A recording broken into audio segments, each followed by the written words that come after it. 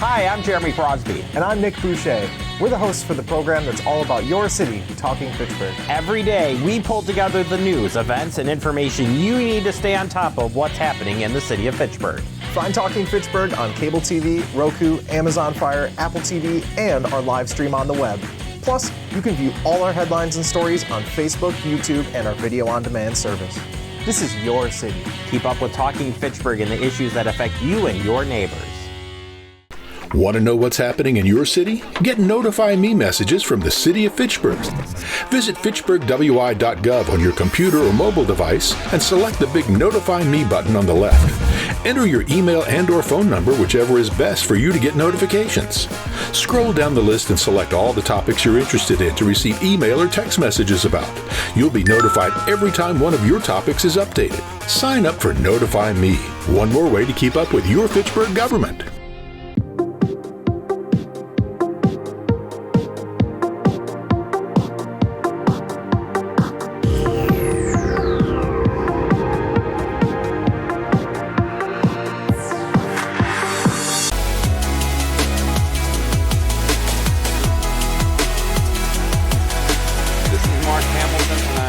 Call to order the Community and Economic Development Authority meeting of October 24th, 2024. It is 7:03 according to my watch. We'll first do a roll call. We will start over here to my left. Allen. Yep. Present. Garcia Sierra. Here. Hamilton. Here. Hardy. Here. Maldonado. Potts. Here. Sanders. Here. You have a quorum. Okay, we are ready to go. The next item of business is the approval of the July 25th, 2024 minutes that were included in the agenda. I'm assuming everybody's had a chance to look at them. I will entertain a motion to approve the minutes. So moved. So moved by Alder Allen. Second. Second by Andy Potts. Any discussion on the minutes? All those in favor signify by saying aye. Aye. Aye. Opposed, same sign. Next item on the agenda is public appearances for non-agenda items. I'm seeing no one in the room. Do we have anybody online? No, sir. Okay, nobody online. So we will move to the item number 5, or do you want to go to number 7, Mike? Number 7 to Okay, Angela. We're going to move to item number 7, which is the hotel room tax considerations. I will turn it over to our colleagues from the city. We don't have an updated room tax report. The third quarter isn't in yet. We'll have that at the end of October. But Angela's here to give us, to make a request and to give us an update on the tree lighting activity that they're working with the Agora. So with that, I'll turn it over to Angela. Morning, everyone. We're doing a lighting celebration and community event on December 13th. And this event is designed to kick off the very popular Holiday Lights Tour in Fitchburg. I think about 4 years ago, the city of Fitchburg started the Holiday Lights Tour, and the feedback from the community and visitors has kind of been overwhelmingly positive. People really enjoy it. And so each year we've been expanding somewhat to make even further kind of opportunities for folks to get together and come to Fitchburg and visit the tour of the lights. Last year we included businesses that offered holiday specials. That was very popular.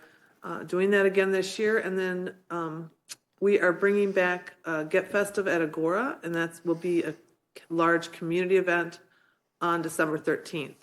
My request here is to have the city be a part of an additional lighting project that will kick off. We're calling it a lighting celebration. And if people say tree, they should use quotations around that. But anyway, the lighting large objects is pricey. And so we had to increase our budget a bit, and we are just here to see if the city would like to be part of that, this in terms of tourism and economic development in a larger, grander community event. And if anybody has any questions, I'm happy to take them. I have a question. What is the overall budget for the whole project? So our portion, the Visitor Bureau's portion is $25,000. So you want the CETA to pay 1/6 or 20%. Correct. You're going to throw in 25 and you want us to throw in 5. No, we're going to do 20. Oh, so we're Well, throwing we're in trying 25%. No, 20%. 20%. 20%. 20%, yes. Further discussion on the request?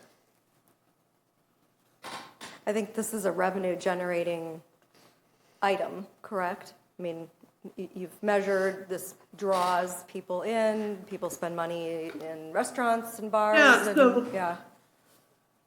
So, yeah, and in terms of kind of how it meets our marketing and branding and promotional mission for Fitchburg, it's really been a popular event. I think in the past, Lisa Sanford from the city has shared the testimonials from community members that have reached out after the event, after the weekend. And it's really been one of the things, we don't always get the good feedback. It's often the negative in terms of from people from the community, but this event has been one that's been very positive. So it kind of meets that goal of adding something that the community can enjoy, but then again is also a draw. Holiday Lights tours are a draw for people that time of year. They bring their family. It's a visitors. We'll be doing marketing campaign surrounding that weekend that has kind of a promotional aspect about, bringing extra family into town, staying at our hotels, taking part of the activities and events that take place that weekend that are holiday themed. So yeah, it certainly is one of those tourism economic impact generators. And this addition of the kickoff event was something that we want to make sure that the local community can enjoy for free. Joyce? And then the lighting display, the pricey part of this project is the lighting displays. That's pricey. But that will stay up, that will be kicked off on December 13th, but then will be, stay up through the rest of the holidays into January. So it will be on the map of the Holiday Lights Tour. So again, something that has been really, really popular. Joyce? So for CETA members, I just want to let you know that we do have in the budget dollars allocated for the fireworks that we're not going to be using. And I think that was around 8,000. So we thought this would be a good use of those dollars. Okay, thank you. Is there other comments from Angelina? Oh, Mike, you got your hand up. Yeah, I would just add this. The way that they're approaching it this year kind of combines two popular events. One is the Holiday Light that's been going the last 4 years, but it also brings back kind of the Get Festive event that was very popular pre-COVID that we haven't had since then. So it's really kind of combining those activities to create one larger event for it. So I think it's a good complement and a good strategic approach. And I know people have been wanting us to have kind of more of a community event. So I think ratcheting it up and taking it to another level is going to be real popular and positive. Okay, thank you for those comments. And I will say there's, post-pandemic, there's been a real increase in interest in everywhere in festivals and community events and places where people can gather. But specifically around the holiday season, the turnout for these kinds of things has increased exponentially. And so it was really kind of nice to have that Holiday Lights tour that was already in motion to be able to expand on that and kind of grow the activities for the whole weekend. Okay, our other comments from our other committee members? Okay, hearing none. Mike and Joyce, I assume we need a motion to. Yeah. So we need a motion to accept the 5,000. I'd make a motion to approve the 5,000. Second. Okay, we have a motion by Andy, seconded by Alder J. Any further discussion on the motion?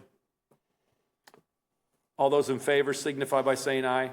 Aye. Aye. Opposed, same sign.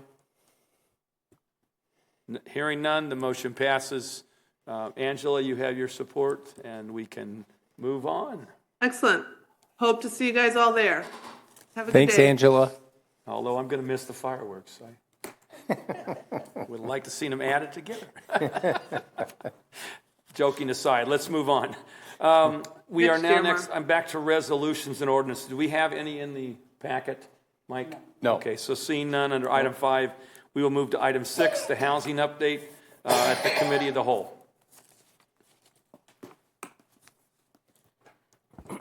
I guess I'm on, and I apologize if I lose my voice here or start coughing. At the September Committee of the Whole, we were asked to provide an update on where we're at with housing. As you all recall, we've been working on this since about, our housing plan was approved in 2019, so we've been working on the initiative since then. And council wanted an overview of just what the heck we've been doing. So we put together a presentation. I'm not going to take you through the entire presentation, but I just kind of wanted to hit some of the highlights in here. As you know, we have 3 successful TIDs that closed, TID 4, 6, 15, which gave us about $9.5 million of dollars that we captured through the closures that must be used, 70% of those dollars for affordable housing and the remainder for housing. So we've been strategically working on looking at different types of programming that we could use those dollars for. And when we launched the Housing Advisory Committee, we started out by bringing in a lot of other communities that had not projects, but had programming. And they talked about what type of programming they had, what works, and what doesn't. Because we really felt it was beneficial for us to listen and learn from other communities versus just thinking that we know what is needed. So one of the largest things that the Housing Advisory Committee wanted to tackle, their number one consensus was looking at multifamily, older apartments that developed when we were a town. A lot of them have deferred maintenance, not only the smaller units, but also some of the larger units. So that was one of the first areas of focus. And then second was home ownership. So we've been working with Elevate and Sustain Dane on the energy efficiency program. If you go to page,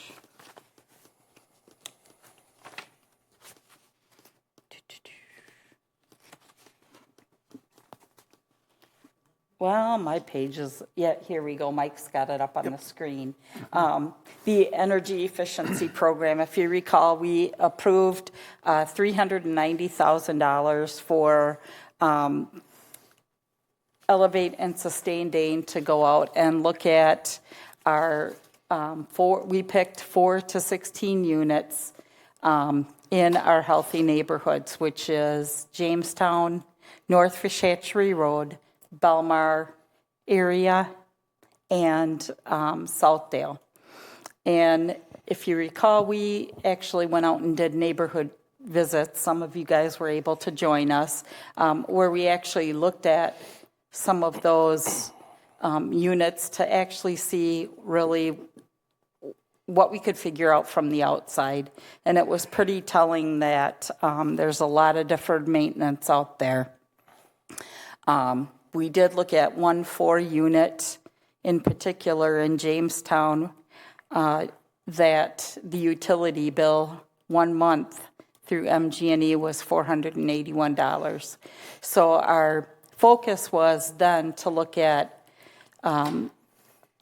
those units in which the renter was at 80% or less of Dane County AMI that actually paid utilities.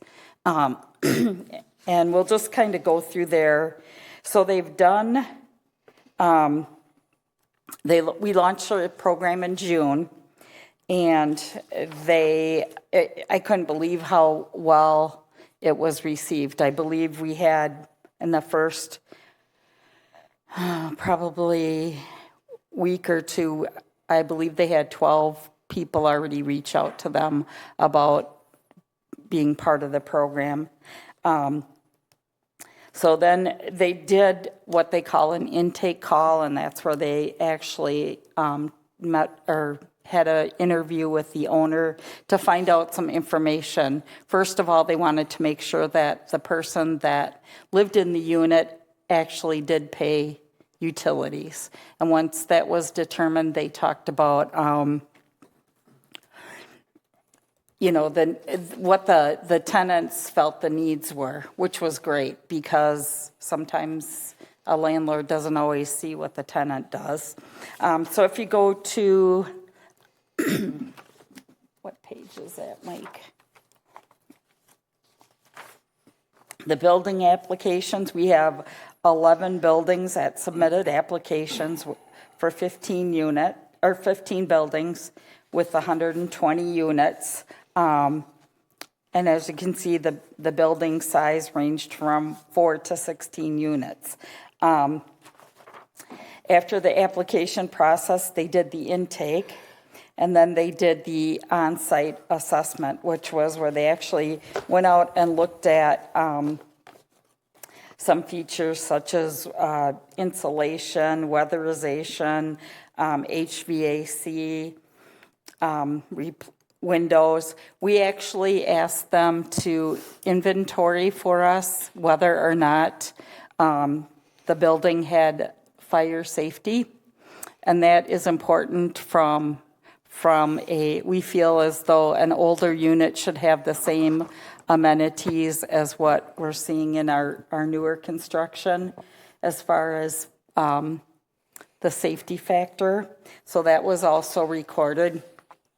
And out of that, we have 10 buildings that are moving forward with 8 owners and 76 units.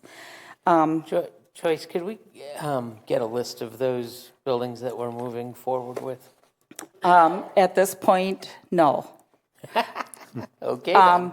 Because they would like to, once it comes to the council for actually approving the projects for each one of the buildings, then that information will become more of a public record. But at this point, you're not the first person who's asked, and I asked Sustain Dane, and they said at this point they're trying to work directly with the owner and keep confidentiality.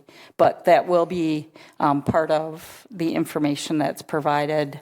I will tell you that we have one person who's participating who's a Plan Commission member, which I think is great because he will be able to give us a great testimonial when this is all done. And then I'm happy to report that we have worked with the City of Madison on applying for a grant to expand this program to actually do formalization so we can put together formal marketing materials and a website and a site where people can see the things that have taken place. Yes, they apply online. So The grant it's a planning grant, and I believe, I want to say it was like $150,000. And to scale the program, the city of Eau Claire has already reached out to Sustain Dane, and they would like to do a similar program up there. So once we get and they're going to launch this project in January, in which each community that joined in, we're going to have to provide some staff time to help put together the different elements of the program. Excuse me. And then once we're done with that, we turn in our materials, and then we'll be eligible for phase 2 of the grant, which is actually dollars for implementation. So we're really excited that we made it through phase 1.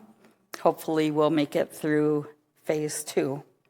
So once they did the assessment, they put together kind of an overview of... Just pop back. I did have one question. No questions. No questions? No. So the previous slide, you had FACTv listed there. I was going through the packet. I was just curious, what is that? Are they filming this assessment? Or? So as we talked about how important it is to do the multifamily units, I thought it would be nice to have FACTv go out on an assessment with one of the appraisers to kind of take a look at what is actually done. I think it's a really good marketing tool if we're going to continue this program, and also for scaling it. So the same Plan Commission member that offered his buildings and his tenant. So FACTv went out and they did a walkthrough right along with the appraiser.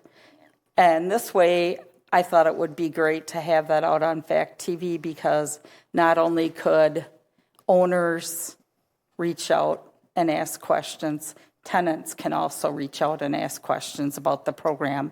So I know that Sustain was very excited about doing it, and as far as I was told, it was very well received. So, is this a program that we're going to continue? Like, we've identified the buildings, we're going to do the work. When it's done, are we going to kind of renew it and start again with more buildings, or is this a one-off?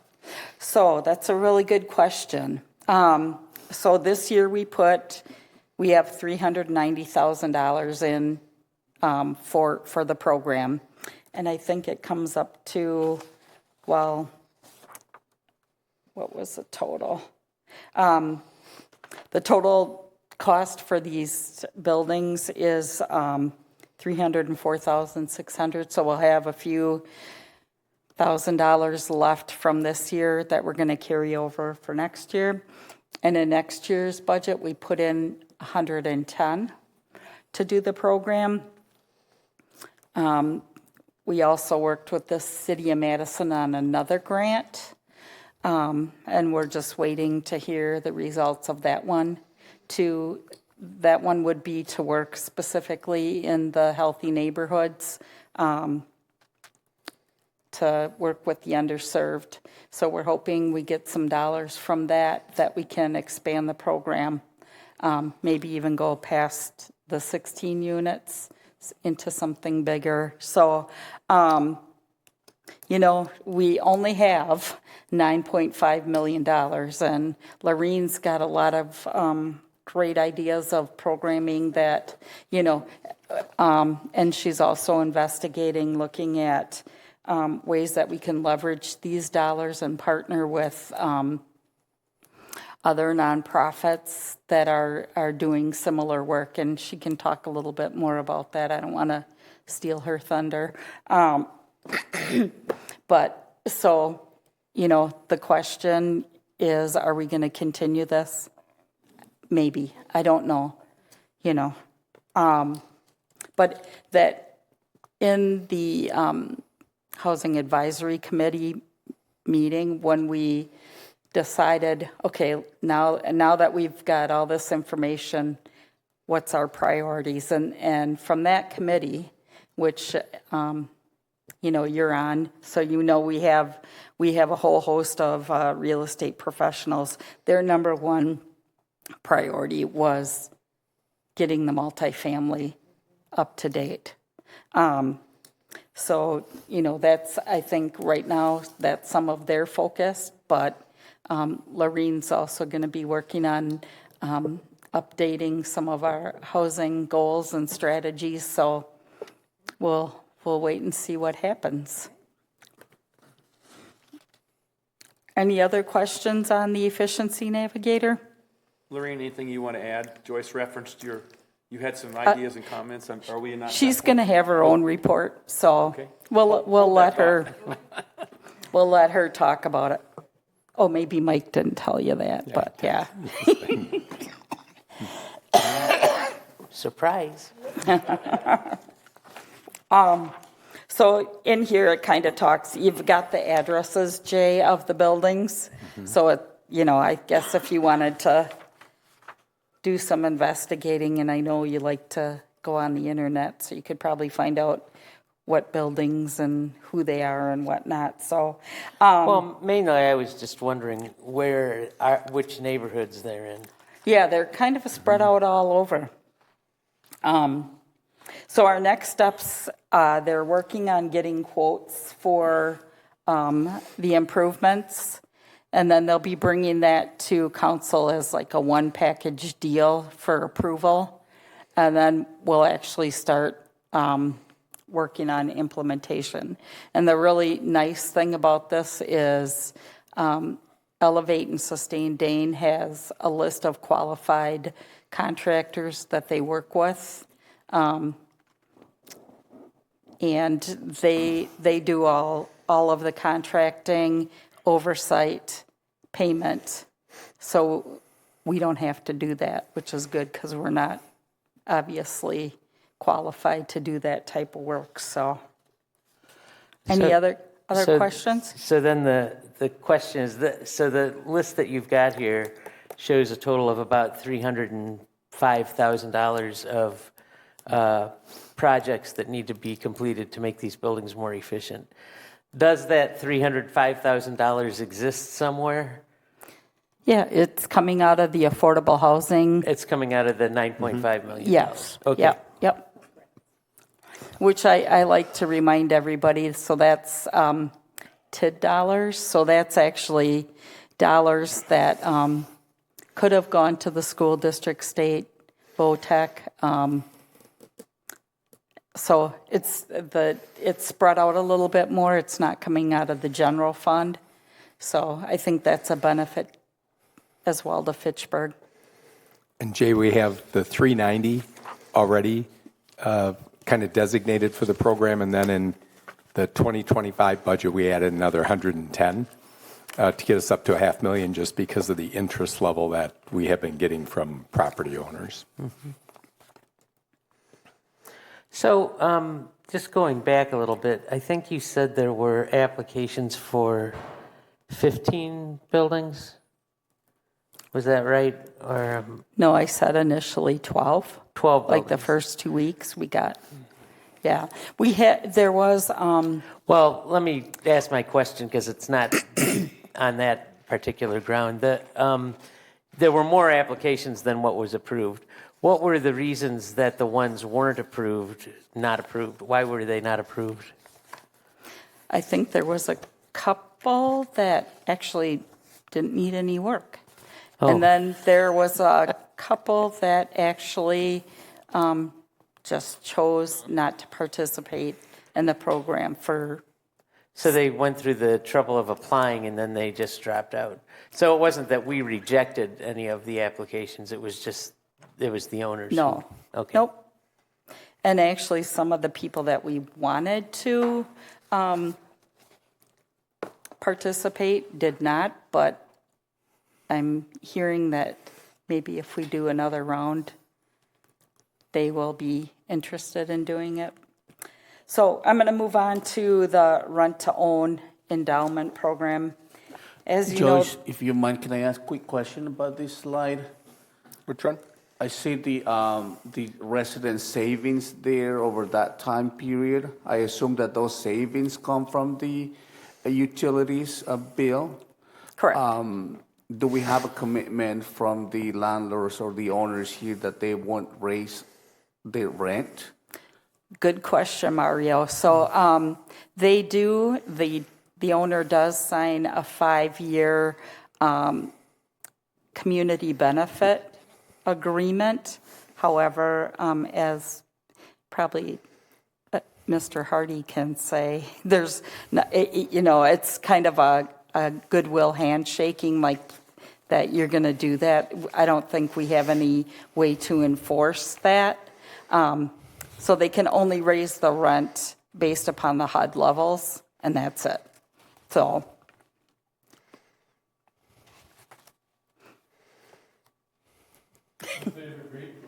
Yep.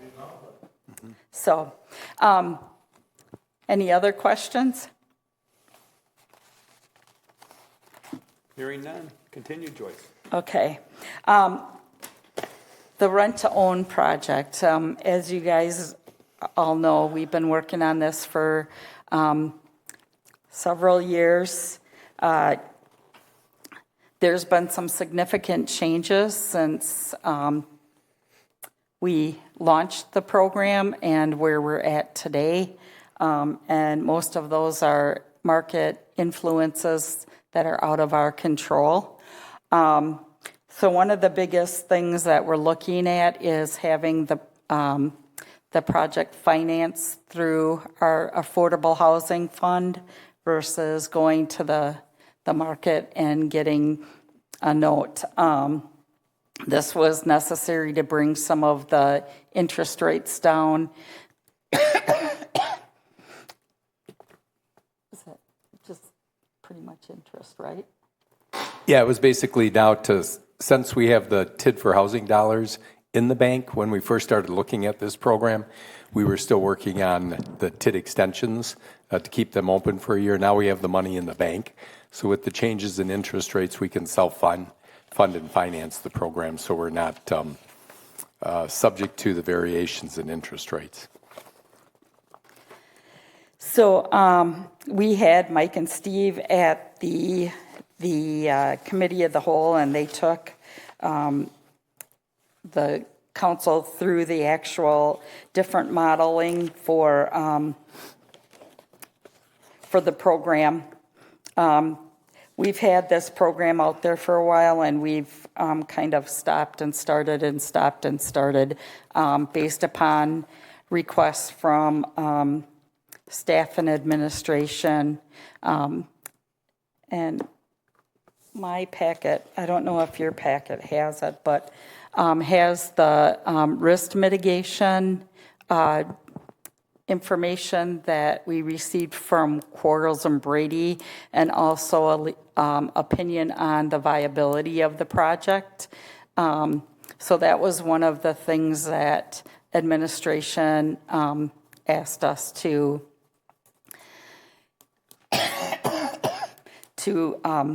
look into. We're still hopeful that this program will come to fruition.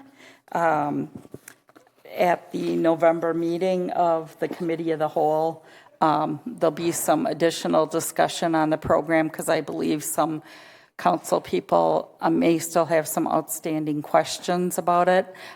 Thanks to Mario and to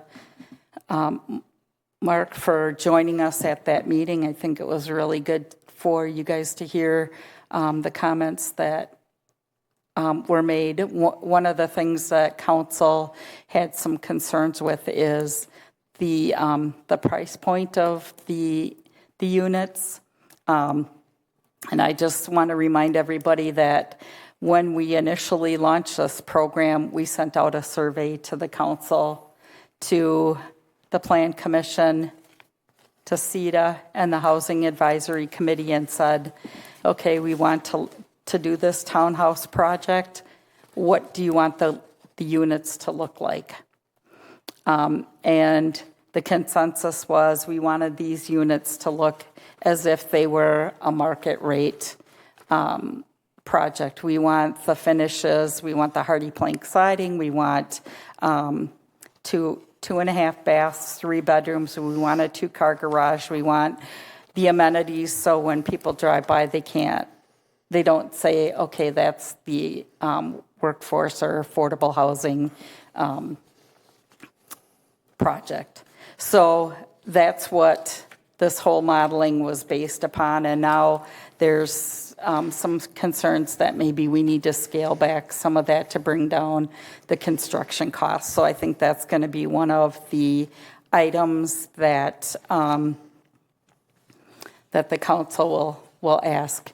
And I do feel bad that we haven't brought this project back to CETA for an update. So, but it's just the way the circumstances as they've been. So stay tuned. We will probably have an update for you after our November Committee of the Whole meeting. And this program, again, is one of the priorities that was identified in the 2019 housing plan was programs geared towards ownership and specifically what's called the missing middle, which are folks that are at 80 to 100% of Dane County median income. And the way that this program is structured by Mike Harrigan and Steve Affelbacher from H&A Associates is to keep the cost of housing at no more than 30% of people's income. And that includes everything from the principal and interest, the condo fee, utilities, taxes, everything is included to keep it no more than 30%. I think one of the other goals is not only ownership, but hopefully wealth building for families maybe that haven't been in ownership before. So I think that's one of the benefits of the program. And then as the name implies with endowment there, it's intended to replenish itself. So while the first project would be a pilot project with a set of 10 townhome units, as people transition into conventional financing and mortgages after they built up the down payment and transition out of the program in 4 to 8 years, depending on their income level, that would replenish our fund. So that way we could do a set of 10, and then we would come back and do another set of 10 for it. So that's one of the things we've been focused on as staff, that, while $9.5 million seems like a lot of money, if we do just one and done projects, that money's going to be out the door pretty quick. So we're trying to figure out how do we create kind of strategic programs and processes that also have some degree of sustainability.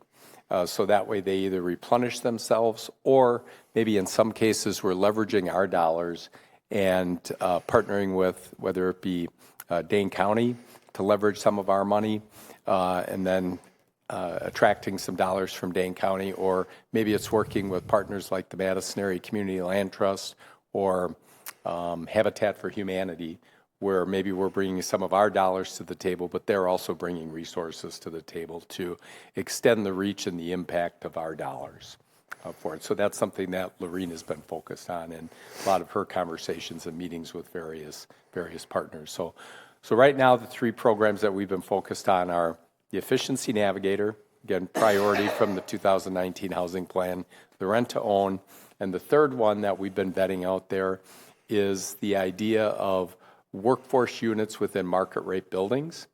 And this would be in new construction where 10% of the units would be at 60% of median income.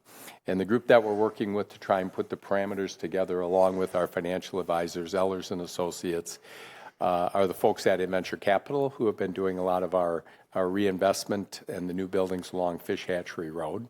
So we basically put a proposal together based on the recommendations from Ehlers to kind of fill that rental income gap between what would be a 100% market rate building and then where 10% of the units are at 60%. And what we're trying to achieve there is to keep their debt coverage ratio with the banks at 1.2 or 1.25. That's really important on the private sector side of the financing and the underwriting there. We kind of put that proposal out there, and they were like, okay, this is great. That kind of makes us whole as far as the rental income, but what's what's more of an upside for them to also participate in this program. Plus, there's some additional administrative costs for, let's say, identifying applicants that are at 60% of median income. And then the other thing that we've checked on is for kind of reporting and compliance.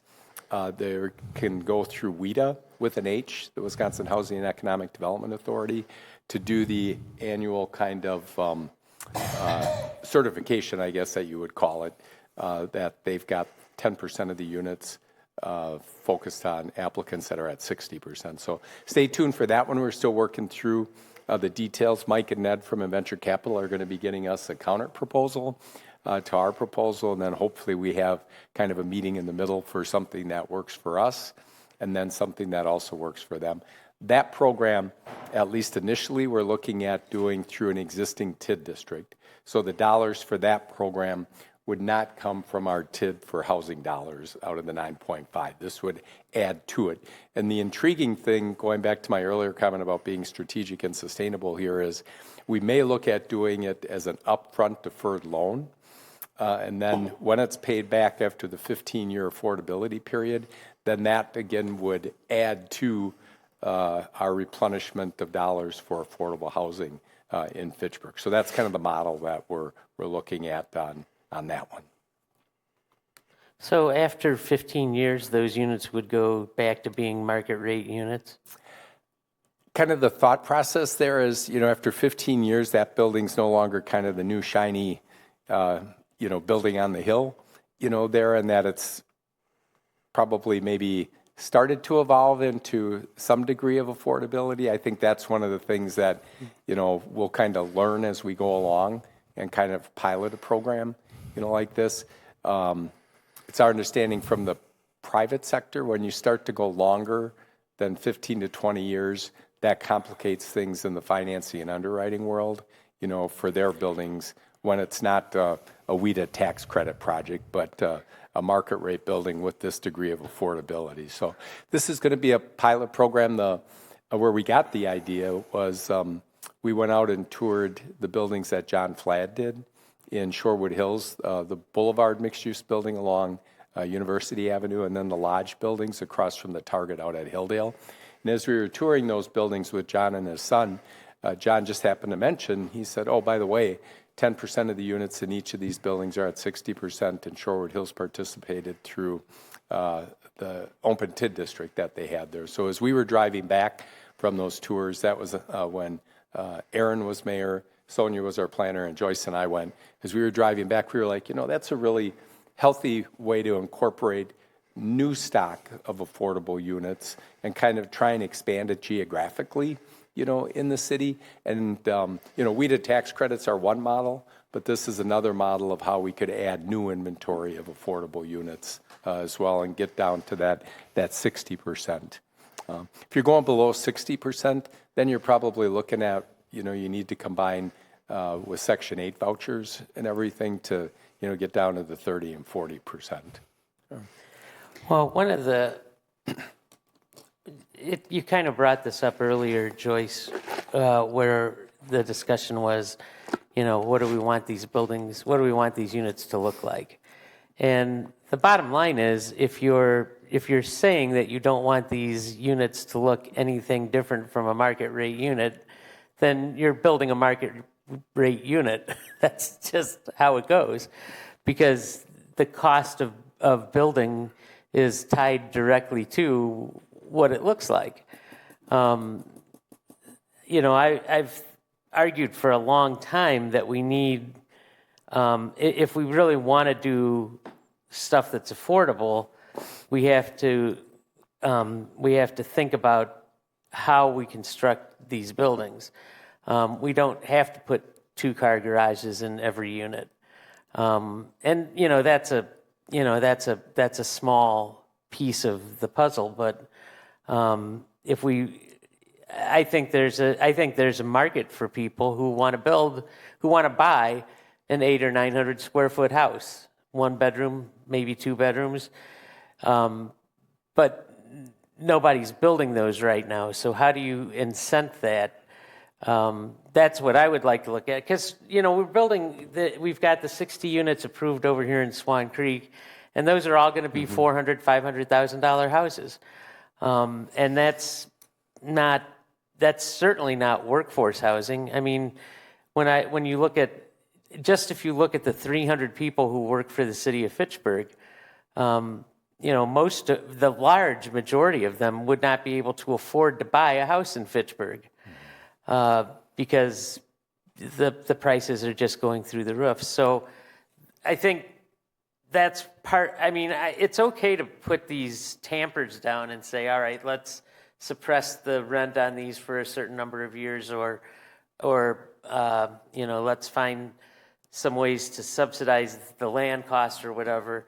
But I would like to find some ways that we can make a permanent change to some of the cost of some of these units. That doesn't require, continued government intervention, just to say, we're going to build some units that are below market rate, and they're below market rate because of A, B, C, and D. They're below market rate because the lots are much smaller. They're below market rate because the square footage is smaller. They're below market rate because the garages are smaller. And that's stuff that will be permanent, that will go with those houses, or townhouses, or row houses, or whatever they are. It'll go with those units forever, and it will keep those prices forever lower than much of what the rest of the market is containing. Well, I guess I'll just comment from being here for 27 years. We're always late to the market. We never have enough inventory or supply of land for the demand that we have here. And that is a huge factor in what we're seeing with housing prices. So, until we start getting some available land and there's a supply out there for people to build on, and this is and unfortunately it's a not a staffing thing, it's a policy thing, and so we're kind of stuck here until we start getting some more units out there and determining what it is that the city wants. As far as housing, there's lots of options. You can do panel housing that is less money. Is that what the city wants? We have to really make some conscious efforts of what does the city want. We're trying to do this to defer some of that NIMBYism for the council, to not label properties. But it's difficult. So it's pretty much a no-win situation. But we do need, and this is my plea for lots, because we're running out again. And we're going to sit here because the entitlement process in a good year probably takes 18 months. But, that's just the entitlement. And then when you start looking at, the actual infrastructure and those things, you're looking probably 3 to 5 years for, from the time you get something ready to go till the first basement can go in. And that's just, we have nothing. So that's... And Brian McKee has talked at length about just the cost of materials. The cost of materials to build and the cost of land. He says we're trying, but we can only do so much. And I think that's part of the challenge is that, we need land, we need material prices to come down. You can build tiny little houses, but the fact is land is still expensive, and building materials, lumber. So I think that's part of the challenge. Well, we also have at least one property owner that owns a large swath of property in Fitchburg that's in the urban service area that just sits there and isn't going anyplace because that owner has no desire to do anything. And the cost also comes with, if we have to build around it, which we're doing, the cost of extending services and building roads and things that go around an existing area gets more expensive too. And then let's bring in labor. Labor's huge. There's such a labor shortage of qualified, tradespeople that, you have to have good labor. And we don't have that either. So we have the trifecta, quadruple, effects on what's happening. And unfortunately, throwing a pile of money at a community and saying fix the problem is not going to fix the problem. Right. And that's what we're seeing right now, is we're seeing money coming down the pipeline. A lot of it we can't use because we don't qualify. There's always one little factor in there that pushes the city of Fitchburg away because we're not a typical city. We don't have a downtown with old buildings that we can, use the upstairs for apartments. We don't have, older manufacturing buildings that are sitting out there vacant. So we have a lot of issues that affect housing. So I think that needs to be realized, because I don't think, I feel at times that we hear, at least I know we hear, what are you doing? Or you're not doing enough. And we're doing every damn thing that we can. Yeah, well, I appreciate what the two of you are doing, especially because you are doing a lot of things, and it has to be frustrating to be working on Jay? stuff. I'm sorry, I didn't hear you. You guys are doing a lot of things, and it has to be frustrating to work on this stuff, following the direction that you thought you were given, only to find out. I mean, I wasn't at the council meeting where or the committee of the whole meeting. I was playing the home game, and it was interesting to hear comments from the other members of the council, because so far I think all of the members of the current council have said they want to do something about affordable housing. But the reality of what that means is something that seems to be terrifying to some members of the council.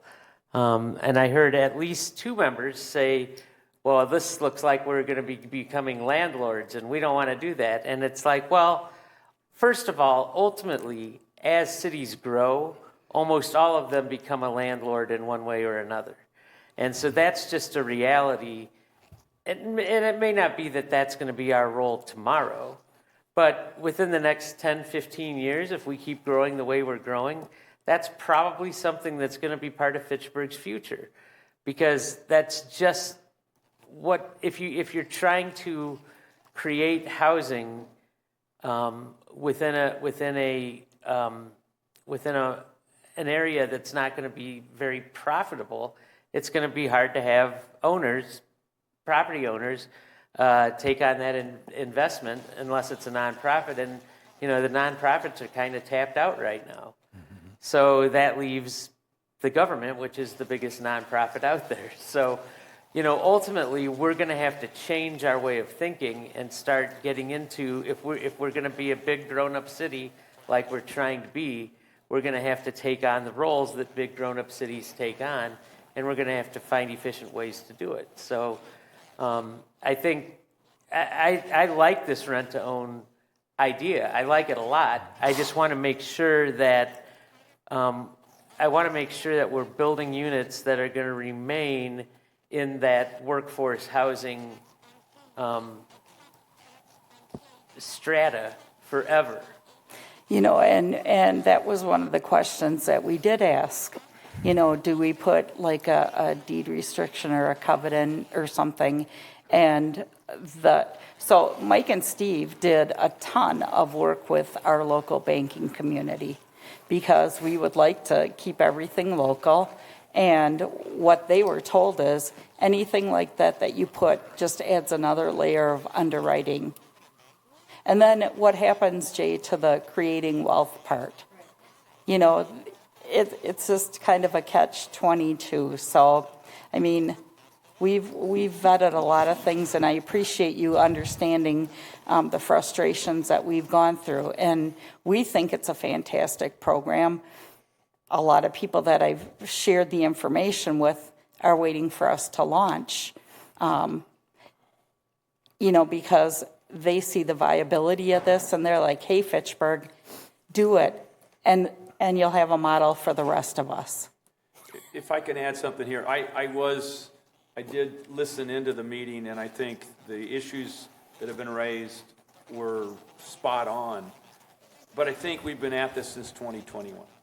And we need to figure out whether it's, and again, I'm looking at you, Jay, as our older up here. Are the leaders at that level? Is it leaders from somewhere else? What do we do to get this off the dime? What can this committee, this authority do? And I'm asking that versus pointing fingers, because I'm not sure where to point them either. But I think the cost is an issue. We've got a realtor here in our committee who made that comment during the meeting.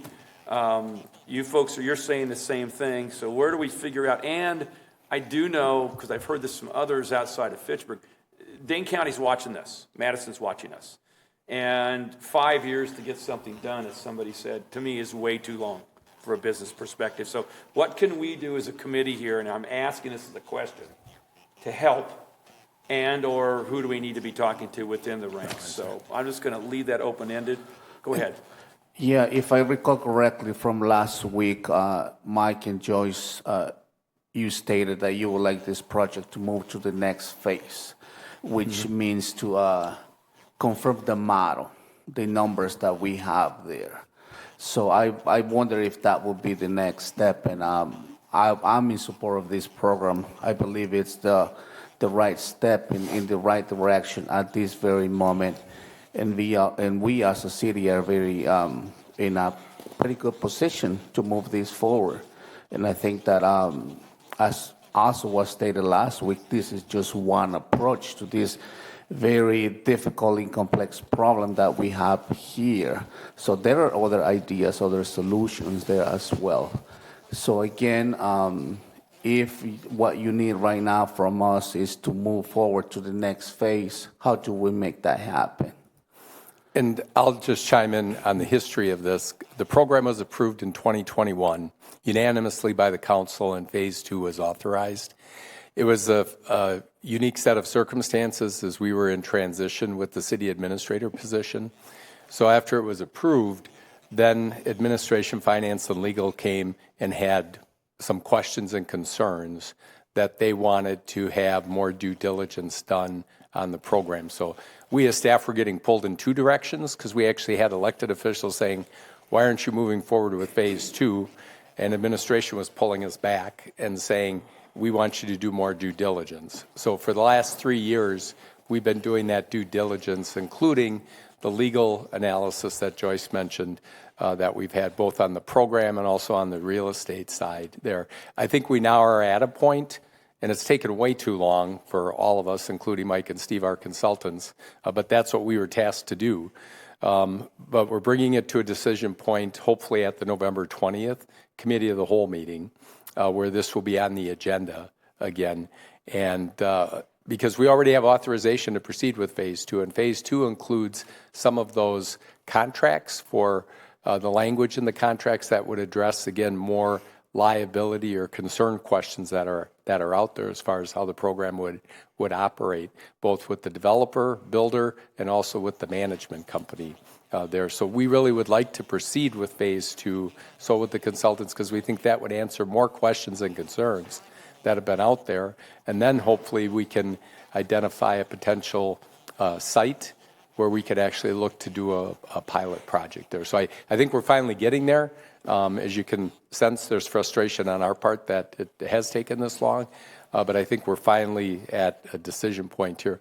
And Mario, you just hit on a key point, and one thing that I think is something else we struggle with is sometimes from folks that we hear from elected officials, it's like we want to solve all of the housing issues with one program.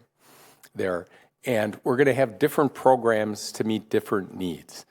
So we've got the Efficiency Navigator that's focused on those smaller multifamily rental that needs some upgrade and investment. That's one track and one program. The rent-to-own is towards the ownership track of 80 to 100% of Dane County median income and keeping the cost of housing at 30%. And there's a wealth-building component goal in this one. Jay, to your point, if we're looking at having something that in perpetuity is maintaining a degree of affordability, then we probably need to partner with somebody like the Madison Area Community Land Trust on a project, if that's our goal for that set of housing there. So I think we just have to be, we got to acknowledge that there's not going to be a one-size-fits-all magic program that addresses all the needs. We're going to have different ones, and that's what we've been working on, and now we're fortunate to have Lorene on board for some additional staff capacity and expertise to work on some of those areas. Joyce and I have spent a lot of time on it over the last 4 or 5 years, but we needed additional capacity as addressing the housing challenges at the local level becomes more and more of a local, priority. So we're well positioned compared to a lot of communities that we have $9.5 million in the bank, but we also have to look at how are we strategic and sustainable with those dollars, because we will not have another large TID closing for probably well over 10 plus years there. Now, that's not to say that we can't utilize the existing TID districts that are open, but that's where we're trying to create those sustainable program models, not just a one and done project, but what's the program model that we're creating that gives us that sustainability over time. And that's why you hear us really focused on those areas and working with the Housing Advisory Committee on that. So we'll be bringing lots forward. One thing I will say, and I'm happy to answer any questions, but if you reviewed the presentation here, when you look at that 2019 housing plan and the slides that are in there as far as the to-do items by year, we've gotten a lot done quietly, over that 5-year period there, and have checked the boxes on multiple things. Senior housing, we've done off the charts there as far as the number of units towards our goal of 600 and the affordability of those units as well. So one of the things that Lorene is going to be focused on is now looking to update that housing plan there because it's 5 years old. We've accomplished a lot has changed not only in Fitchburg but in the market here. But one thing that for the policymakers that would be really helpful, to Joyce's point, is we need inventory across all spectrum of housing. Right now, we're out of lots in the Verona School District. We have no lots available for a new build in the Verona School District until we get either the Payne and Dolan land at Fitch-Verona and Lacey that's in the urban service area, or until we get South Stoner Prairie Plan and the quarries closed. But that's going to be 5+ years for the quarries, at least over there. So that's a real crisis for us here as far as not having any inventory of single family in the Verona School District. We're worried about that in the Oregon District as we have good absorption in Terra Vista and Highfield Reserve. But that's where staff, including our colleagues in the planning department, we get pulled in opposite directions, here from maybe direction we're getting from the elected officials. But then our residents a lot of times have a different perspective of what they want to see as far as housing in Fitchburg. So we're trying to balance and reconcile all of those perspectives and objectives. One thing you're going to see when our first strategic plan, because I just reviewed the draft the other day, not to preempt anything, but in some of the resident focus groups of that strategic plan, concerns were raised that we were somehow relaxing the quality of our building and housing stock there. So one of the recommendations you will see in the strategic plan is that we should have actual kind of architectural and construction and kind of design guidelines and requirements. So that's where us as staff are saying, okay, which direction are we going here? Are we having a new architectural guidelines and standards? Because that's running in opposite directions of some of the things that have been mentioned as far as creating a more affordable housing product there.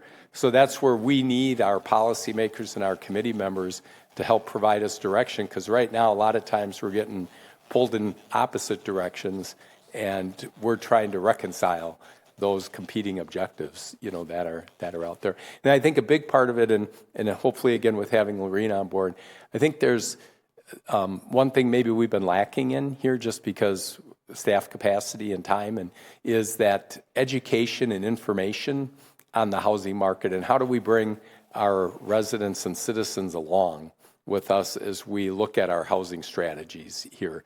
I think providing good information, good data, and everything, because I know at one of the neighborhood meetings for the Newcomb project over there, people were like, well, why do we need more high-density multifamily rental housing?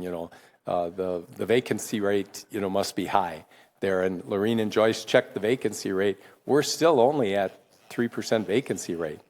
So the market is not back to equilibrium, even with the number of multifamily units that we've built over the last 5 years. So I think there's a important education, communication, and information component that we could do better on to kind of provide good data and information, not only for our policymakers to make decisions, but for our general public and residents and citizens to kind of have a better understanding of our housing market overall too. Just my soapbox. Well, there's a few things there that I think are worth talking about. One is we've got lots. They just aren't available. They aren't listed on the MLS for people to buy. We've got, like I pointed out, we've got the 60 units that are going to be built in Swan Creek. That's 60 available lots, 60 new houses, but he's not listing those lots. Mm-hmm. He's working with his select, just the same way that Phil Sveum has lots over in Terra Vesa. Yeah. And that's the same thing. There's lots available. They just aren't available. There's lots that are going to be built on. We've got an approved CDP over at the corner of Lacey Road and Fitzrona Road, and that approved CDP is just sitting there because the property owner decided they didn't want to go ahead with it. So it's not like the city can go and force these things to happen. We've got to wait for property owners, and we're just about to approve the South Stoner Prairie Neighborhood Plan, which will create opportunities, but only if the landowners want to sell and start building. So, and we've got well over 1,000 acres right in the center of the city that could be built on, but we've got an completely, totally unmotivated property owner. So there's a lot of things that could be done if only we had property owners that wanted to cooperate with the city's broader goals. But I wanted to go back to something that has been mentioned a couple of times. I have a philosophical issue with the notion of buying a house as a way of building wealth, and that's not the purpose of buying a house. A house is your primary residence. It may provide over time generational wealth, but that's a completely different issue than the one that I think, at least than the one that I would like to work on solving, which is how do we get people into housing that they can afford?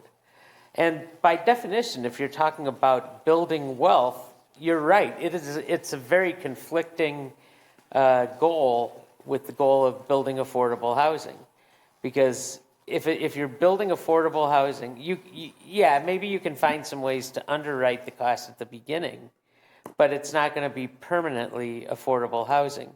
And I think that's the issue, because otherwise we're just going to keep doing this over and over and over and over and over again.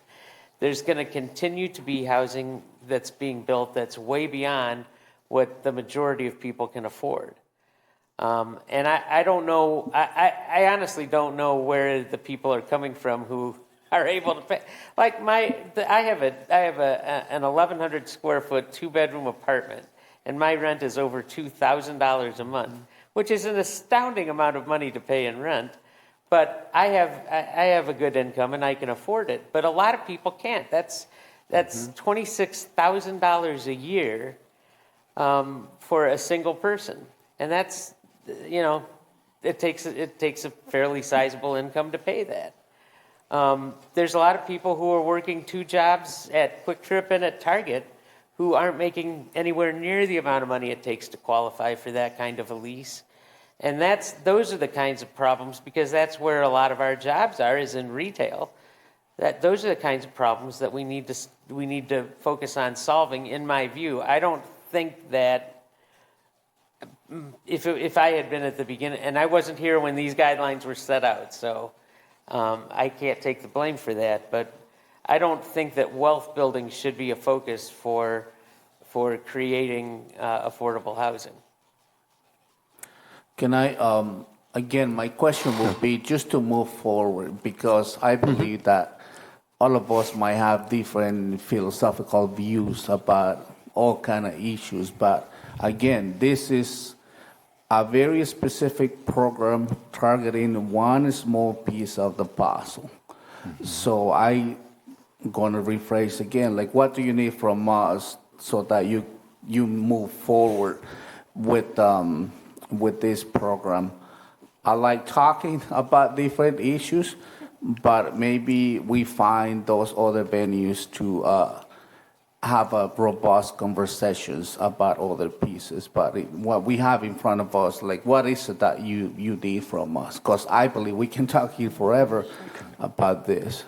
So Mario, my hope is that we have the committee of the whole meeting, and my hope is that our council representatives on CETA and on the Housing Advisory Committee say, we'd like to refer this back to CETA so they can weigh in, because a lot of things have changed since it's been before you, but you are able to move on with the next phase. That's what I would like to see, is that Jay advocates for the fact that we need to move this forward to phase 2, or just be done with it. Cut our losses and go, because it's been too long, and we're not getting anywhere. So that would be my hope as a staff person. It would tell us a lot as far as the direction of where we want to go. But I feel as though it really needs to be in the hands of CETA to, you're the statutory housing authority. So I feel like you really need to have some input, and you haven't for a while. So that would be my ask. So phase 2 is kind of chiseling in on these numbers and sort of. So phase 2 is actually kind of the meat and bones of the program. Yeah. That would be contracting with a builder, actually setting up the program parameters through like a actual lease. There's still policy questions out there that we haven't gotten answers for. Well, land. We got to find land. And we've identified a few sites, and we've talked to some developers that would be willing to work with us on that. But, there's still some policy decisions out there that need to be made about the program before we can move forward. So phase 2 is not necessarily we're going for it. It's we still need to answer a lot of questions before we can. I wouldn't say there's a few questions out there. I wouldn't say a lot. Okay. There's the equity question. Right. That's one thing that. And the default question, what happens if. Right. Yeah. Mm-hmm. And the life circumstance or life change Yeah. to what happens in those And the scenarios. building materials and the quality of construction and things like that. Those are all the big kind of things hanging out there. So that's phase 2. That's Yes. Yeah. figuring out how to address the concerns around those particular.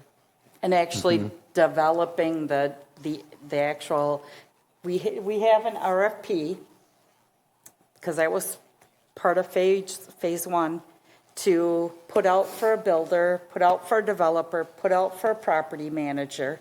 So that's all ready to go. So then phase 2 is actually the legal documentations for those elements, along with the actual program diameters, which are parameters, which would be the lease. Right.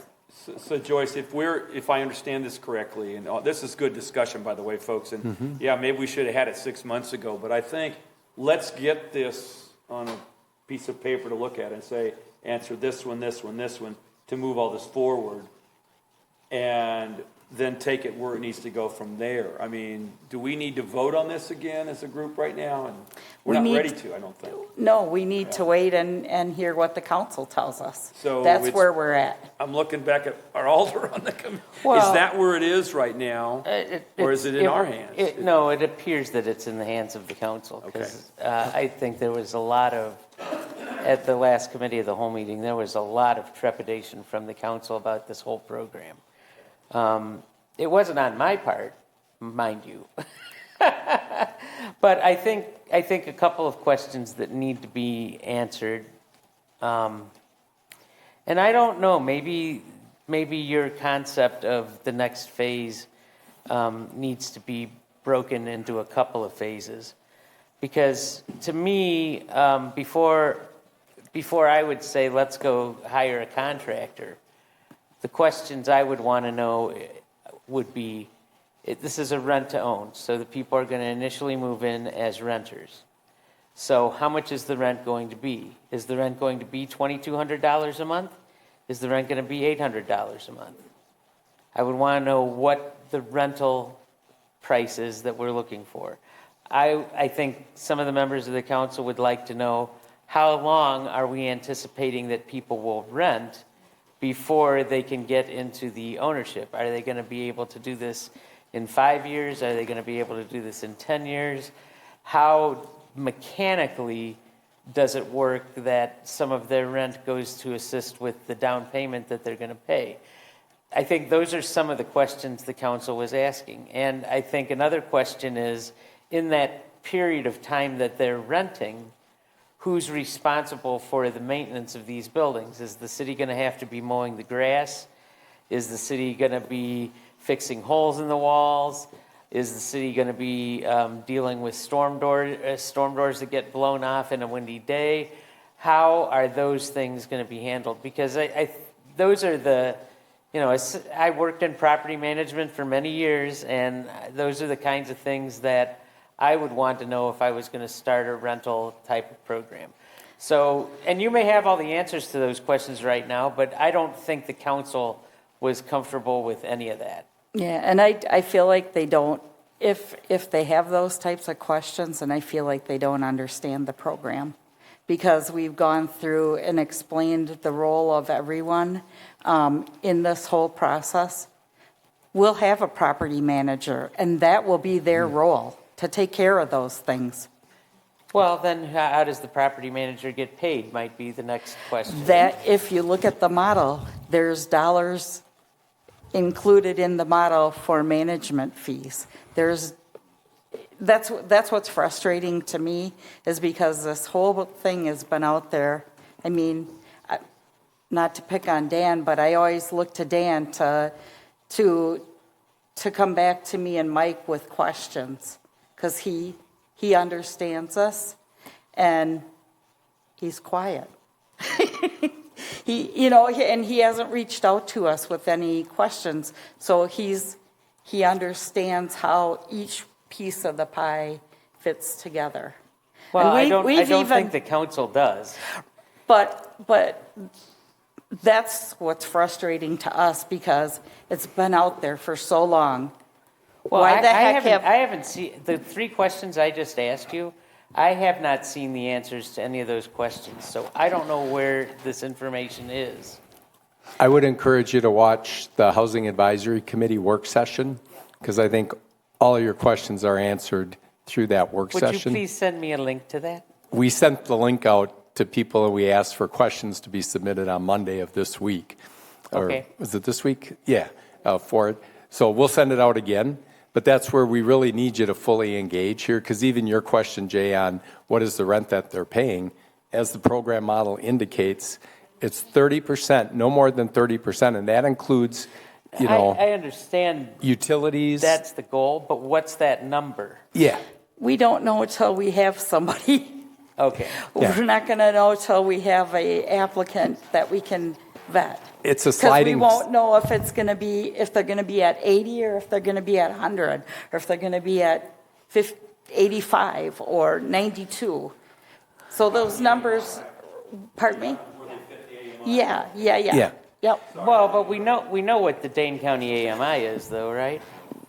Yes. So we could say that the rent will, and if we're going for 80 to 100% of AMI, then we could calculate what 30% would be and Mike have and that Steve, range. Mike and Steve have that in the model. That's the model, why. Look the at model the slide. has some predictions there, but again, we are not going to know until we have a family. We wouldn't know until there are exact numbers there, and that's in my mind as economist, that's the beauty of this model, because you put it together the best you can do, but there are a lot of pieces out in the air, and you won't know those pieces until it happens.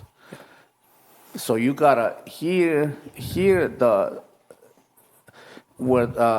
deal for me is you either trust the people who you hire here as the city to lead this program and answer this question, and do you trust the advisors that you also hired to work on this project? Because they've been working on this for several years. And to come back and circle every meeting again with basic questions, with to do with the homework, I think it just, I don't know, it just feels like a hamster on a spinning wheel to me sometimes, but Mike and I feel like the hamsters. And one thing to your other question, Jay, right now the model, the way Mike and Steve have it, is somebody that's at 100% of Dane County median income would transition to conventional mortgage in approximately 4 years. Okay, if you're at 80%, it would be approximately 8 years. But the outstanding policy question that's there that could change that in a positive direction is there's other equity that's built up that we have not made a policy decision on.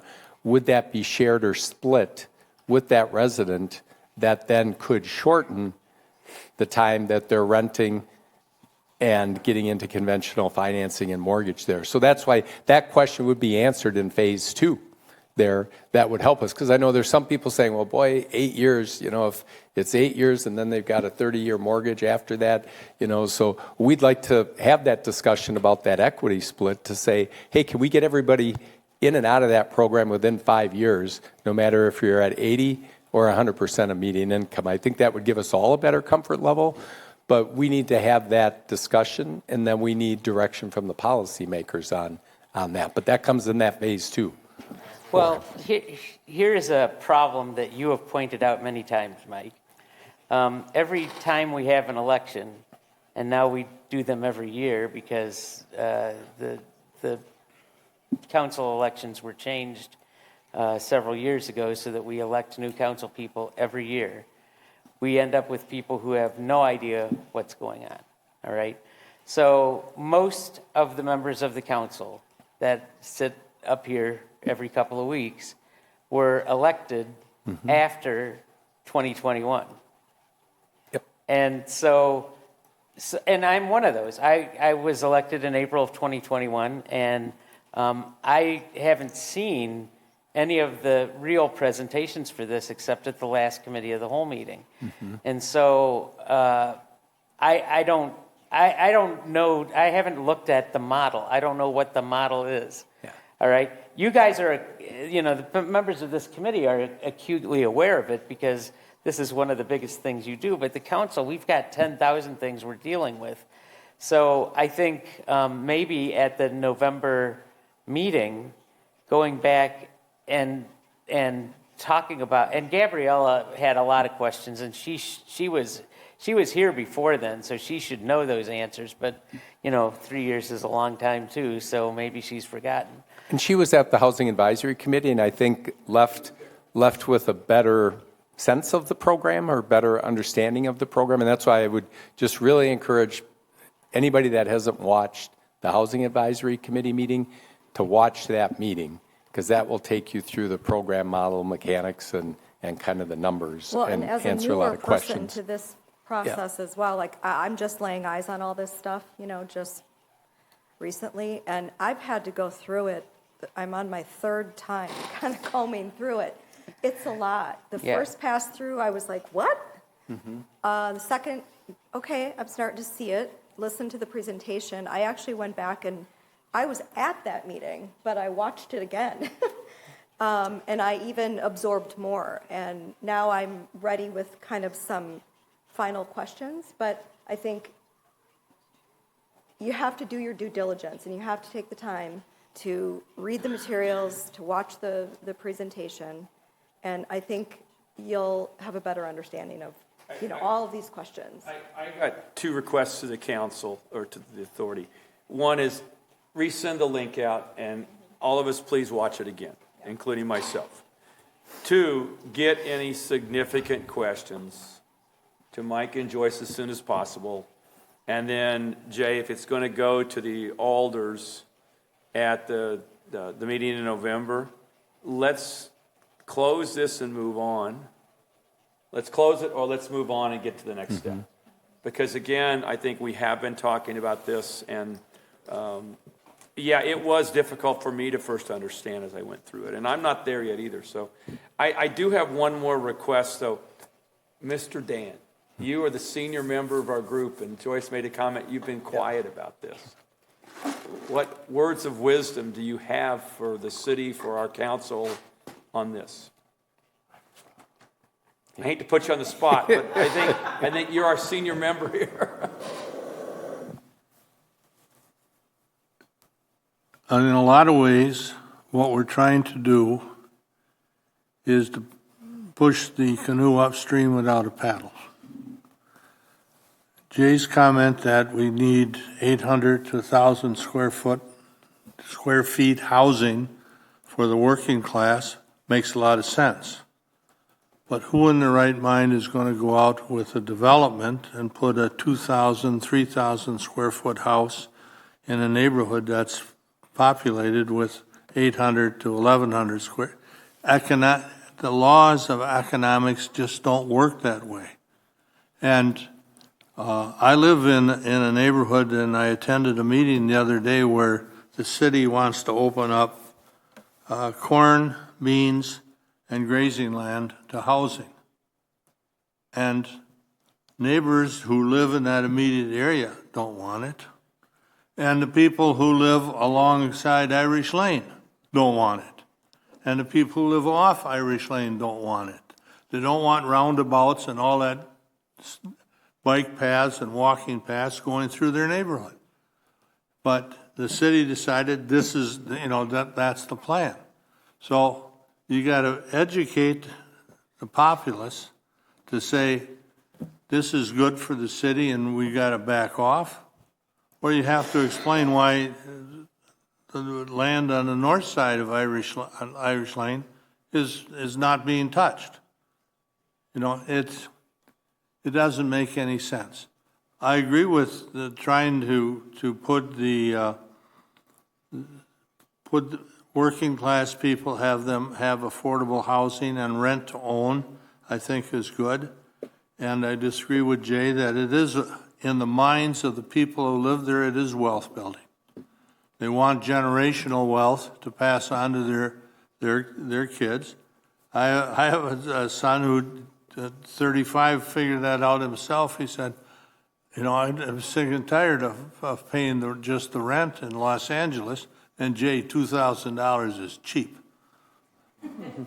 Not in this market. In Fitchburg, I don't know that you can find a lot of new housing. I hear that from clients all the time as to the level of rent they have to pay for a one-bedroom apartment. Yeah, it's about $2,200 a month. Yeah. There's a few apartments that are more than that, but that's the price tag for doing that. And as long as people are willing to pay the $2,200 a month, landlords, capitalists are going to build them and rent them. It's just the way it's going to go. So you got to change the whole mindset. And the city may have to subsidize, put people in, and then let them go. Let them go to market, let them build up some wealth, and be prepared to renew it and keep going. And we're going to have to be landlords. I agree with Jay there. That on their own, people are not going to be able to continue to afford the prices that we pay in Fitchburg. Well, and regarding the building wealth element too, a lot of people look at their home and that equity they have in it as their retirement. You know, how else can someone accumulate, you know, $100,000 in a matter of years, other than through the equity of their homes? So there is, and remember, we're talking about the missing middle here too. We're not talking about the you know, the lower end of this. We are trying to get to those people that may not otherwise be able to build that wealth. So right, but I think Dan just touched on what I think we need to think about. People who are involved in this rent-to-own program should not be thinking that that unit is going to be the place they retire.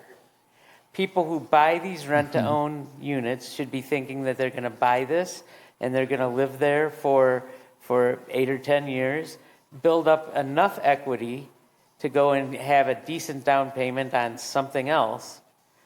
That's where they may build their wealth. But building their wealth in this type of a unit is counter to what the goals that what this type of a program is attempting to solve. That's my thought on it. I don't want people to get into one of these units that's maybe a $250,000 or $300,000 unit and expect that it's going to be worth $1 million one day. Yeah. I haven't heard that. And Dan, thank you for your comments. But that's what's happening with housing right now. I mean, houses in Fitchburg that cost $250,000 in 1980 are now in the $500,000 to $600,000 range. You're more than that. Well, some of them are. You're right, but that's to me the purpose of this kind of a program is not to do that.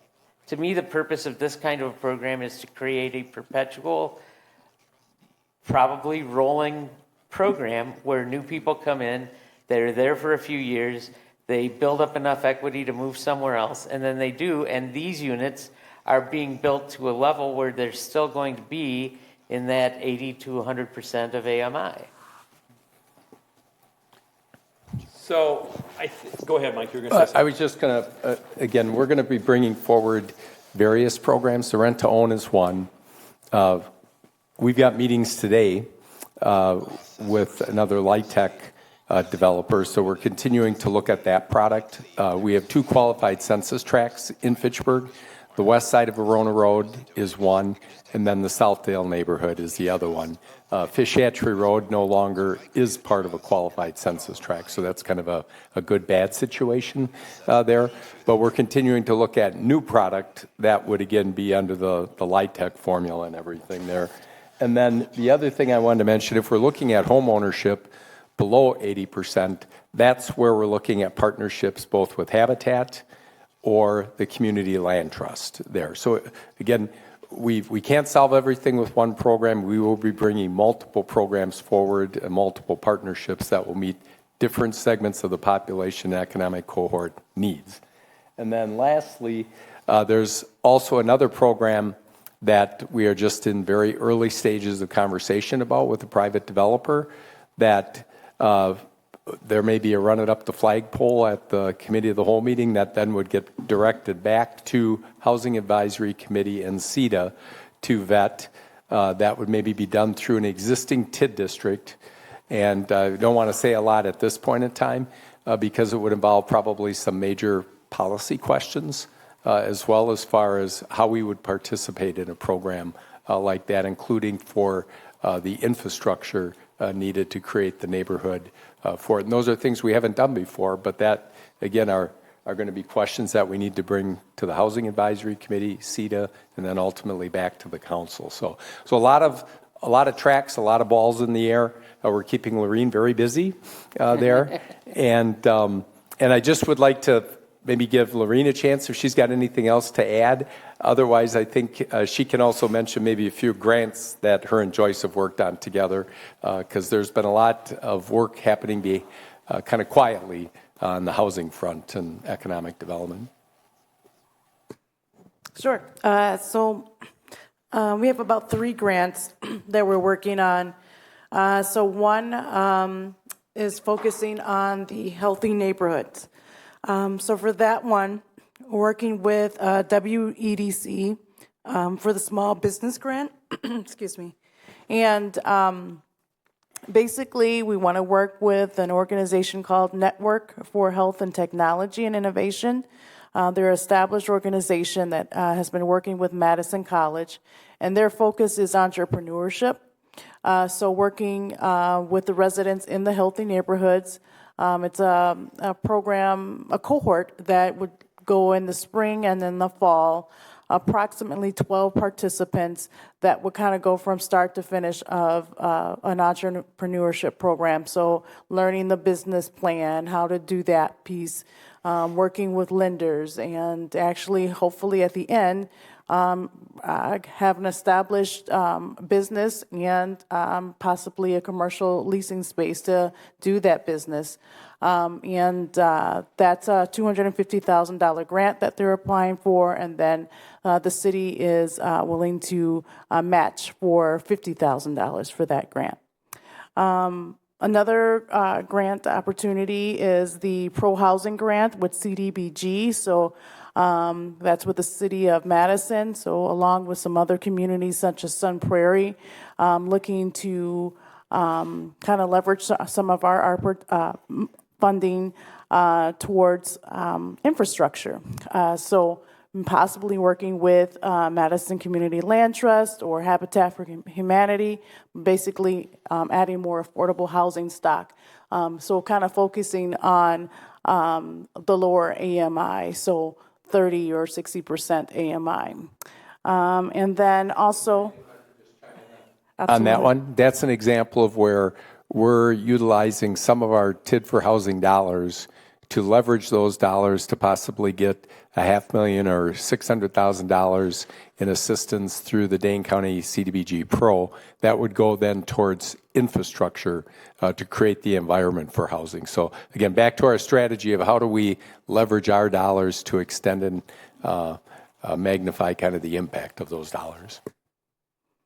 And then lastly, kind of focusing on updating our housing plan is a true focus. So looking at ways that we can utilize partners to help update that housing plan. So applying with UW-Madison, there's a program where students can kind of help out and do some assessment. So looking at our current housing stock, kind of assessing that. And then also creating like focus groups, including the healthy neighborhoods. So just getting their feedback of what they would like to see in housing. And those are the areas that I'm focusing on. Thank you, Noreen. Any other comments on this topic before we move on? Yeah, just before we move, the specific question was, what does it take to move this forward? So really what it takes to move this forward is a resolution that gets passed by the council. The council isn't going to take any action at the committee of the whole meeting. So there will have to be something drafted that comes back and says, this is what we're going to do. What is your expectation, Joyce, for the expense of doing phase 2 of this? Mike's maybe going to answer that. So we don't need a resolution because we have one already out there. Okay. That was approved and signed. That was in 2022, Jay. Yeah. So we're just waiting for the council to give us a nod. No. So, yeah. If you want a copy, I can give it to you. You could, sure, that'd be great. Yeah. Okay. Yeah. And then I'm requesting as the chair of this group, get them direct questions. Like whether it's, do you not include sprinklers or single-car garages, those kind of things, and what's that going to ultimately do in their model as you look at that? Because that was the piece that stuck in my mind during the conversation, was there were things in there that may give us some relief in the cost to do this and make it more quote, affordable as we go forward. So I think we need to do this quickly. I'd like to see it. I don't know when we can get it back in front of the council, Jay, whether it's November or December. I think we'll be able to gauge, wouldn't you say, Jay, after that? After the last committee of the whole meeting, I don't know that you will be able to, but, it just depends. Maybe you'll be able to. I guess we'll talk about it at our December meeting. This meeting. All right. Yeah. So, yeah, we'll send this resolution out so you guys can see it.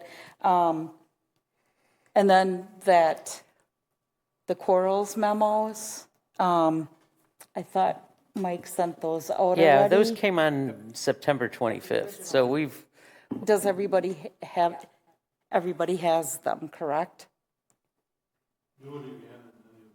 Okay. I think it's in the email. Sorry. I think it's in the email that has the Housing Advisory Committee FACTv link, and then we had that as some supporting document. So when if we did you send that out? That again. When did you send out the FACTv link? This week? Monday, Tuesday, something like that. Lorene did. We'll send it again, though, to everybody. Yeah, The 18th.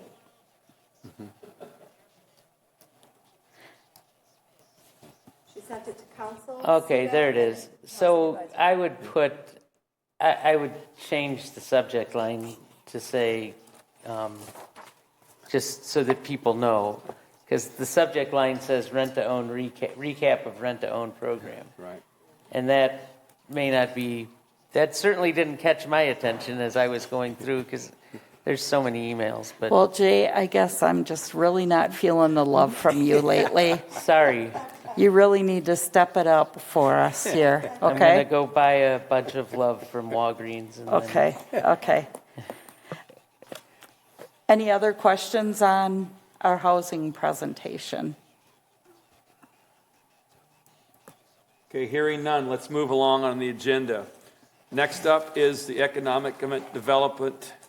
We already covered item number 7. Next up is the Economic Development Director and Committee Member Reports. So, Mike and Joyce, you have the floor. Just a few updates for you. There's been mention of the 2 neighborhood plans. They continue to kind of wind their way through the process. And at the department head meeting that we had here on Tuesday, I think those are intended to be wrapped up by the end of the first quarter of 2025 for it. So that's both South Stoner Prairie and then Greenfield. And then on deck in the planning department for 2025 is a major comp plan update to revisit our comp plan again, and then also a zoning code rewrite. And I mentioned those 2 items specifically because when it comes to those WIDA with an H dollars to be able to qualify for the infrastructure loan money that's available, those are 2 elements that once those are completed here in Fitchburg, then our developers could have access to that funding. So those are some priority and critical elements there. Then just on a couple of development projects, we're continuing to try and find a new developer for the Fawside property, which is the clean fill site between Highway 14 and MM. The latest development group, Royal Capital, relinquished their option on that property, so we're kind of putting the word out to folks that we would like to find a development partner to move that project forward. Remember, that's in our TID number 11. There it originally started with the Ad Edge development that Randy Alexander envisioned. That didn't move forward. Then Royal Capital was vetting it the last 3 years. But we're back to the starting point here. So if you know of anybody. That was the CDP that we already approved? It was PDD zoning. Yeah. Yeah, the GIP. We approved a GIP. Yeah, for the property. Yep. So if you know of anybody, it's about 32, 37 acres, over there. Is envisioned to have a significant amount of housing and a mixed-use element to it. Definitely encourage people to reach out to me, and I can connect them to the property owner. And Joyce and I are meeting with the broker next week. Actually, we got a meeting with them. We're also continuing to work on the Jamestown Quarry project. That's the quarry site across from Super Target with Coburn Hundley. We're trying to keep that one moving forward, where hopefully they would get in the ground come spring of 2025 to move that forward. Remember, that's the one that would have the 4 lots right along McKee Road for a couple of quick service restaurants, a bank, and a car wash. And then there would either be one large big box or some junior boxes. And then as you veer to the east, north of Fitchburg Road, there would be a Texas Wrap apartment building with approximately 280 units there. So we had a meeting with them Tuesday of this week to try and keep those plans moving forward.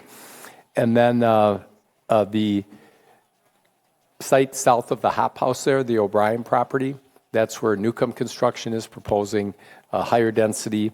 That minor comp plan amendment did get approved by the Plan Commission at their meeting last week, Tuesday, and now that'll wind its way through to the council at the December 10th meeting for them to take a look at moving that minor comp plan forward.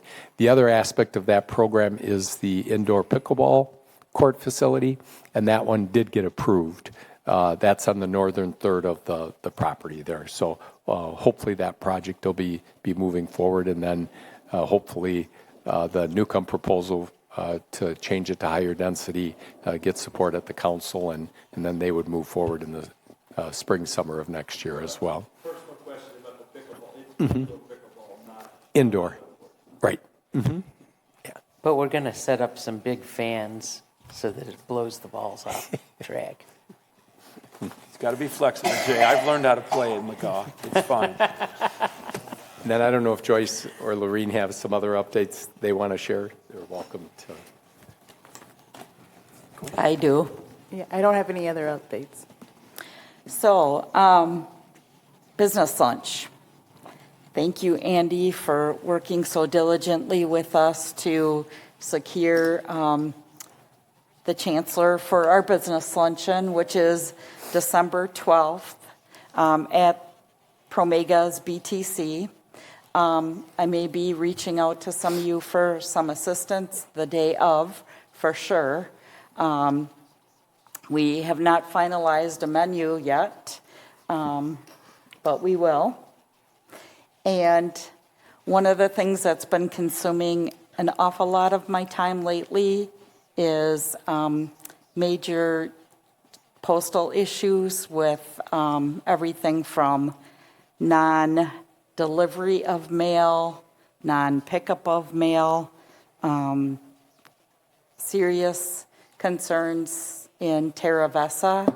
So to the listening public out there, if anybody has any postal issues, would they please pass them along to either Mike or myself. We're meeting today with the postal officials to talk about some very pressing issues that have happened within the last couple of weeks, but mail delivery seems to be an ongoing issue, and we're still waiting for some kind of resolution on our contract station, or hopefully a retail station. I think the immediate concern right now are these delivery issues, and that's the priority discussion today with them. We had Terra Vesta go a week, literally, without mail delivery, and then they've got the group boxes there, and somehow all the doors to the group boxes were left open one time there too, so some major delivery issues. A couple of times. Yeah, we've had the same issue here at City Hall with pickup of our mail, which is really concerning, during election season and everything here. So that's the priority of the discussion today. But then, as Joyce indicated, the next priority is our either contract postal unit station to replace the one at Hatchery Hill. It's been 4 years now, I think, we're going on, and or getting a retail unit station out here. So we really want to bring resolution to that and get something reestablished out here.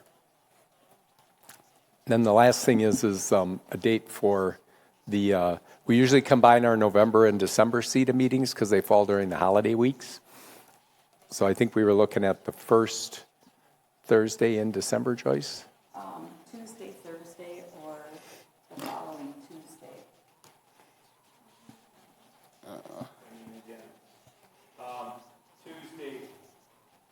Tuesday, Andy and I have a bike commission meeting. Third? So, The third? no, the third, yes. In December. Well, let's not do it on the 10th, because having a 7 o'clock meeting on the 10th, and then I also have meetings that night. I mean, I love this building, but not that much. December How about 5th? Thursday, December 5th? December 5th, yeah. Dan, you? Okay. That work for everybody? Yeah. Okay. Thursday, December 5th it is. Excuse me. Thank you. Yeah. Just a heads up on that day, you can join us in the morning, and then you can join us in the evening. Seminole Tap. Because there's a Fitchburg Biz after hours at the Seminole Tap. But,